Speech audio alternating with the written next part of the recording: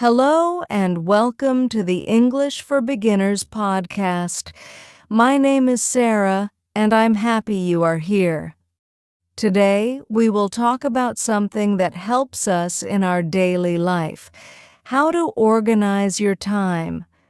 Sometimes we feel busy or tired because we don't use our time well.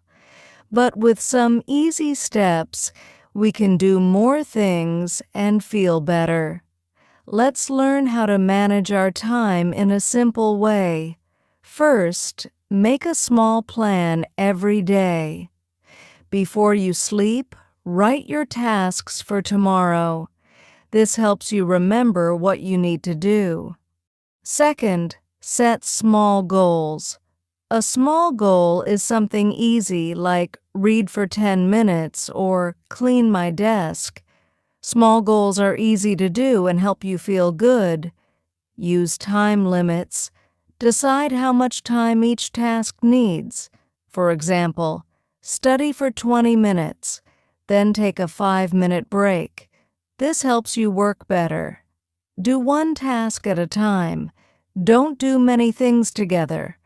Focus on one thing, and you will finish faster. Take short breaks. After working for some time, stop and rest for a few minutes. Then you can start again with more energy. Try to work in a quiet place. Turn off your phone or TV when you study or work. Distractions can waste your time. At the end of the day, check your plan. Did you finish your tasks?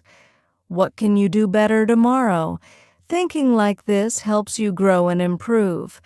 Now, let's look at some new words from today's lesson.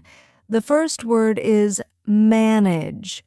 To manage means to take care of something. Example, I manage my time with a list. The second word is goal. A goal is something you want to do. Example, my goal is to read 1 page today. The next word is task. A task is a small job. Example, my task is to clean my room. Next is limit.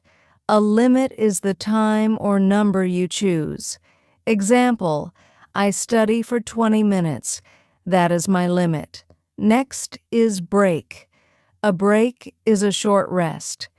Example, I take a break after each task.